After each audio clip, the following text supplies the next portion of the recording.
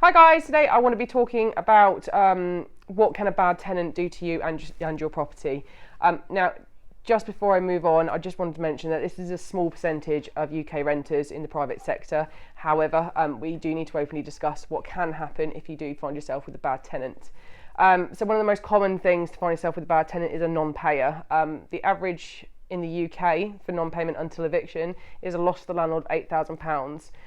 With this cost as well, due to the lack of rent, the cost of actually taking the tenant to court is an average of £2,200 also. So before we've even moved on to what other bits could happen, you could be looking at a loss of £10,200 before we even sort of get going. And that's based on the average rent of £725. Other things that could also potentially go wrong, so a tenant using the property for illegal purposes. With this also, that could also come on to sort of antisocial behaviour with a tenant, but also that could be classed as its own point as well. With antisocial behaviour, it's quite hard to prove in the court place. So with that, unfortunately, there's a little bit of time that goes on. The council will end up involved, your neighbours will be moaning to you constantly, and it's quite a difficult situation to be in. Another thing that could happen is also tenants damaging the property or stealing out of the property. We all need to discuss how much could we be paying if, let's say, the bathroom was damaged, the kitchen was to be damaged, and all those sort of things with lack of care, or even intentionally.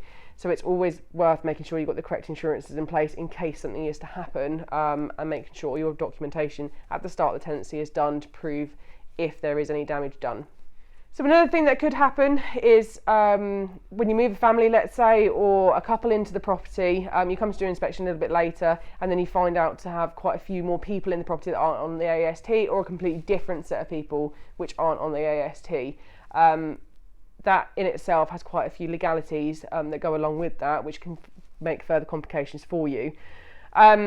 So now we've covered the bad points and what, if you are unfortunate enough to have the bad side of tenants, there is a few things that you can do to stop that from happening in the first place. One of the first things to do is make sure they're fully referenced. This will include a credit check, a landlord reference. In my opinion, you should have a minimum of 2 landlord references. Check their bank statements thoroughly, and also their employment reference. Make sure they've been in employment for a minimum of 6 months, and see if there's any gaps in their employment, and if so, why.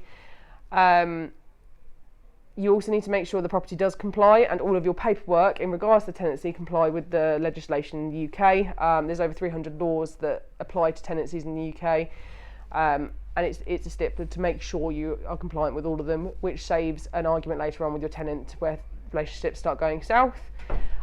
It's also another thing to bear in mind, it's better to wait for the right tenant than to rush into a tenant just because of a void. If you do get a bad tenant, it's obviously much more costly than if you wait a month to find another tenant that's actually going to be suitable for the property and not cause you any aggro in the future. Another thing to bear in mind, a lot of agents offer this, and also a lot of insurances offer this, but rent guarantee and landlord cover, also eviction cover as well. It's definitely worth looking into, and it's definitely worth getting quotes from more than 3 people is what my advice would be. And if you're really not sure, and if you're really uncertain about the whole thing, then you do need to contact an agent, would be my advice, and either look to use their tenant find only service or also their fully managed service.